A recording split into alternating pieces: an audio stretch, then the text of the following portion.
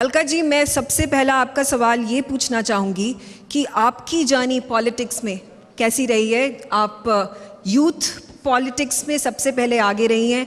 आपने कॉलेज से ये शुरू कर लिया था और उसके बाद आम आदमी पार्टी, उसके बाद कांग्रेस। तो ये आपका पूरा जो जर्नी है ये किस तरह से बढ़ी? पहले तो मैं ऐश्वर्या जी आपका और आपके चैनल का धन्यवाद करती हूँ कि आपने पूरी तरह से महिलाओं को समर्पित आज ये डिस्कशन रखा है, जिसकी इस समय सख्त ज़रूरत भी थी। दूसरी बात, सफ़र की बात करेंगे तो 3 दशक का मेरा सफ़र है। 30 साल हिंदुस्तान की राजनीति में मैंने पूरे किए हैं। इन 30 सालों में बहुत उतार चढ़ाव और संघर्ष देखा और अभी भी उससे गुजर रहे हैं। अंत नहीं हुआ उन संघर्षों का। आपने कहा आम आदमी पार्टी से कांग्रेस नहीं, आपने गलत कहा।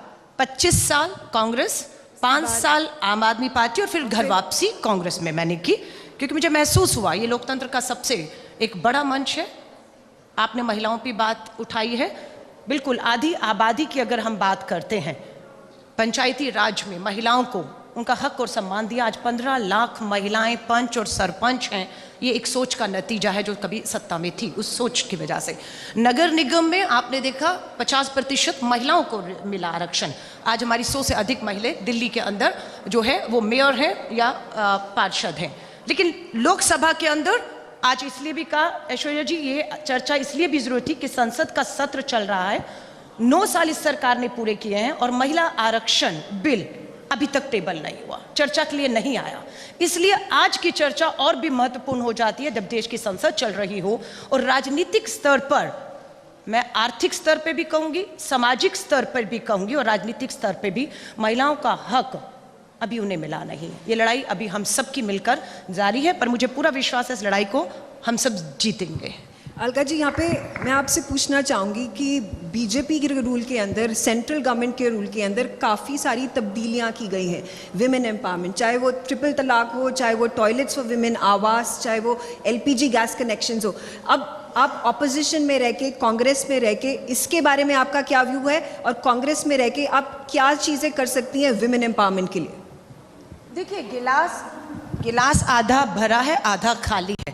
जो सत्ता है वो आधा भरा हुआ गिलास का जिक्र करेगी, पर विपक्ष का ये धर्म रहता है कि जो गिलास आधा है, आधी आबादी का जो हक आधा है, मेरी आज़ादी पर जो हमला है मैं उसकी बात करूंगी। ये मेरा विपक्ष में रहते हुए धर्म है।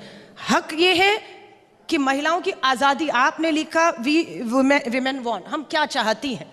हम वो आज़ादी चाहते हैं जो संविधान में हमें मिली है। हम उसमें किसी तरह का कोई हस्तक्षेप नहीं चाहते। आप बिंदी नहीं लगाती, मैं लगाती हूं।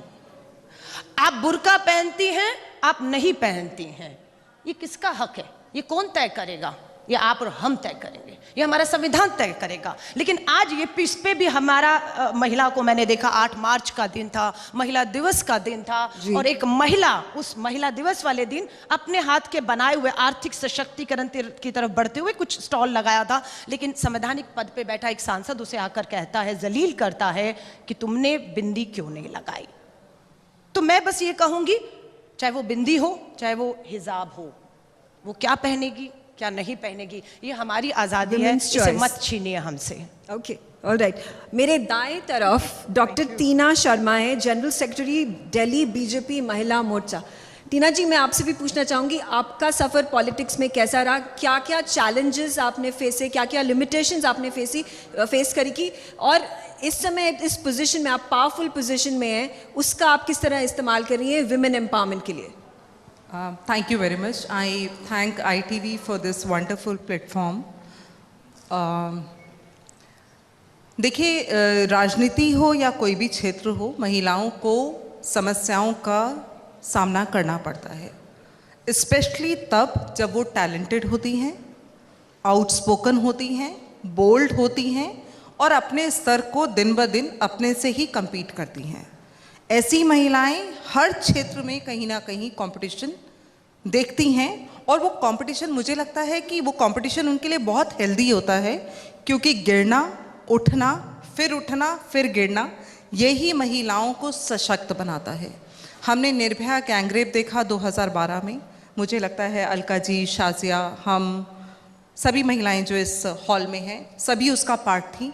सभी महिलाएं पॉलिटिकल पार्टियों के बैरियर तोड़ के महीने 2 महीने तक जंतर मंतर और इंडिया गेट पे रही।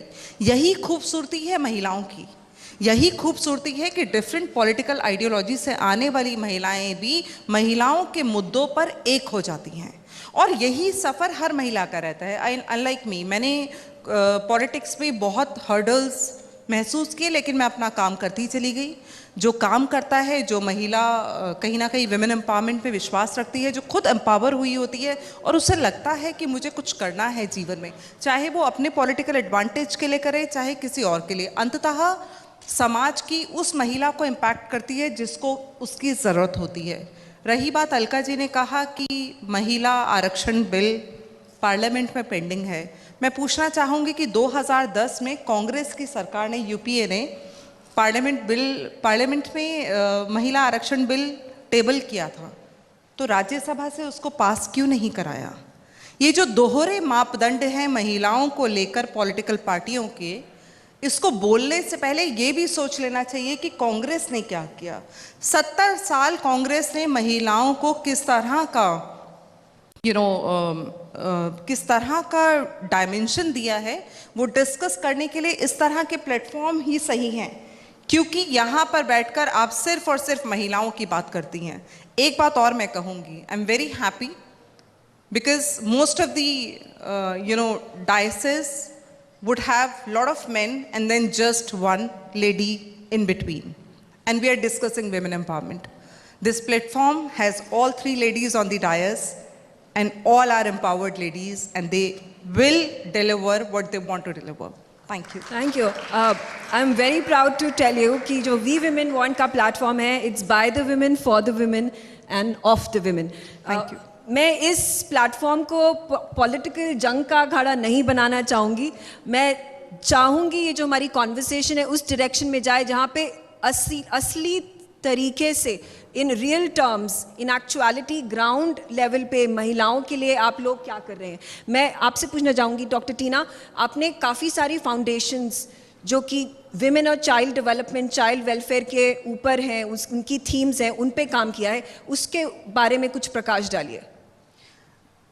हमारी सरकार ने महिलाओं के लिए बहुत कुछ किया है। उसका सीधा उदाहरण है कि पार्लियामेंट में 11% महिलाएं हैं। मैं यहाँ बैठे हॉल में सभी महिलाओं से एक बार आत्मचिंतन करने के लिए कहना चाहूँगी, क्योंकि बहुत सारी महिलाएं एनडीए सरकार में लोकसभा लड़के आई हैं। 2, 4, 5 महिलाओं को आप ज़रूर जानते होंगे क्योंकि वो पब्लिक फिगर हैं, जैसे स्मृति ईरानी हैं, निर्मला सीतारमण जी हैं, मीनाक्षी लेखी हैं। क्या आप उन महिलाओं को जानते हैं? क्योंकि जब मैंने देखा कि पार्लियामेंट में इस बार बहुत सारी बहनें जो राज्यसभा हैं, जो राज्यसभा में मनोनीत होकर आई हैं या लोकसभा हैं, उनको प्रधानमंत्री ने जगह दी है, लोकसभा लड़ने के लिए टिकट दिया। यही विमेन एम्पावरमेंट है। इसी तरह से विमेन एम्पावरमेंट हुई है, और मैं बहुत गौरवान्वित हूँ कि कहीं ना कहीं प्रधानमंत्री ने महिलाओं के उस जंग को आसान किया जहाँ राहुल गांधी के सामने जाकर स्मृति ईरानी चुनाव लड़ती है। ये जंग इतनी आसानी से हमें नहीं मिली है, ये जंग जीतने का जज्बा हमें इतने आसानी से नहीं मिला है। देखिए, मैं फिर एक बार कहूँगी कि सरकारें मैसेज देती हैं, सरकारें मैसेज देने के लिए होती हैं। आप जब तक काबिलियत को भी एक मौके की ज़रूरत होती है।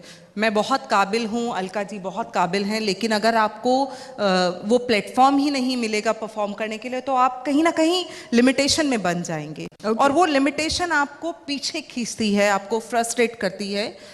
महिलाओं के लिए बहुत अच्छे प्लेटफॉर्म्स आज एनडीए सरकार में हैं, और मुझे ये कहते हुए बहुत खुशी होती है कि मेरे 25 साल के पॉलिटिकल करियर में, सामाजिक जीवन में मुझे हर्डल पार करने में बहुत पुरुषों ने भी मदद की है। नॉट जस्ट महिलाओं ने, कई बार अलका और हमने बहुत लंबा समय एक साथ काम किया है, शाजिया जी ने किया है, तो हमने आपस में भी बहुत अच्छा कॉर्डियल, और बहुत ही हो सकता है कि पॉलिटिकल मंचों पे आके हम एक दूसरे के सामने जो है वो पॉलिटिकल पार्टी का एक लिमिटेशन में बात करें, लेकिन हम एक दूसरे को आगे बढ़ाते हैं, इसका मैं गर्व लेती हूँ। Thank you. अलका लांबा जी, मैं आपसे यही प्रश्न करूँगी, ये पॉलिटिक्स का अखाड़ा भी बन गया है, हम कांग्रेस के बारे में बात कर रहे हैं, यूपीए, एनडीए, आपका क्या विचार है? ऑपोजिशन में आप बैठी हैं, क्या कांग्रेस ने ऐसा, जैसे टीना जी कह रही हैं, ऐसे बड़े प्लेटफॉर्म्स क्या दिए हैं, नहीं दिए हैं विमेन को लड़ने के लिए पॉलिटिक्स में? देखिए, माफ़ी चाहूँगी, सबसे पहले तो मैं दुरुस्त कर दूं, 2010 का जिक्र टीना जी ने किया है। 2010 में कांग्रेस की डॉक्टर मनमोहन सिंह जी की सरकार थी। आप ये भी जानते वो पूर्ण बहुमत की सरकार नहीं थी।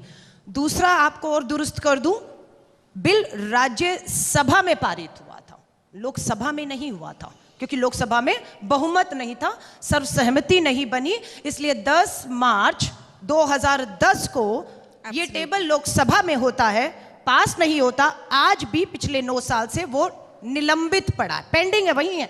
सिर्फ आपको उठाकर अब लोकसभा में चर्चा करके उसे पारित करना है, जिसका बहुमत है पर नियत नहीं है, मुझे ये लगता है।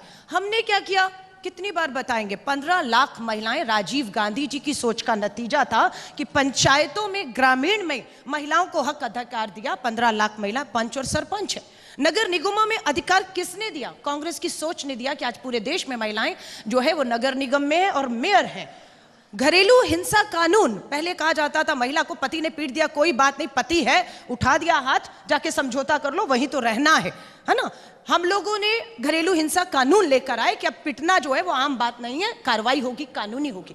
हम ऑफिस में sexual harassment at work place पे महिलाओं को आप आर्थिक सशक्तिकरण कह रहे हैं, नौकरियों पे जाने को कह रहे हैं, लेकिन उन्हें आप कानूनी सुरक्षा नहीं दे रहे। तो विशाखा गाइडलाइन कांग्रेस लेकर आई और ये सुनिश्चित किया कि वर्क प्लेसेस में गाइडलाइन होगी, चाहे वो लॉयर है, वकील है, पुलिस है। विशाखा गाइडलाइन के तहत अगर कहीं पर भी वर्क प्लेस में सेक्सुअल ऑफेंस होता है तो ये इनको प्रोटेक्ट किया जाएगा।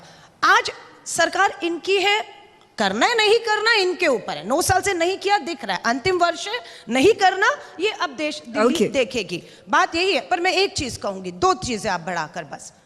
सुप्रीम कोर्ट ने बिल्किस बानो मामले में क्या फैसला दिया है अभी सोचिएगा।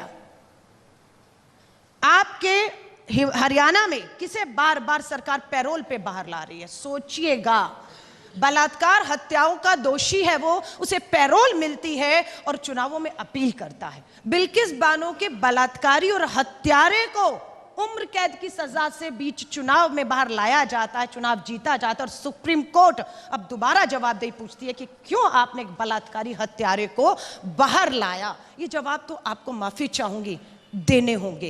ये जवाब देश मांग रहा है, देश की बेटियां मांग रही हैं कि ये दोहरे मापदंड। नारा तो होगा लाल किले की प्राचीर से बेटी बचाओ का, और बचाया जाएगा बेटियों के बलात्कारियों और हत्यारों को। माफी चाहूंगी। ये हमारी कॉन्वर्सेशन काफी हीटेड हो गई है। मैं चाहती थी पॉलिटिक्स से दूर रहे, पर पॉलिटिक्स पर ही समाप्त हो रही है। मेरे पास बहुत कम समय है। मैं चाहूंगी कि आप दोबारा हमारे प्लेटफॉर्म में आए, दोबारा इस बातों को दोहराएं और डेवलपमेंट ऑफ विमेन के फॉरवर्ड प्लान को आगे बढ़ाएं। On that note, I thank both of you. I thank doctor Tina ji, I thank Alka Lamba ji, and a huge round of applause.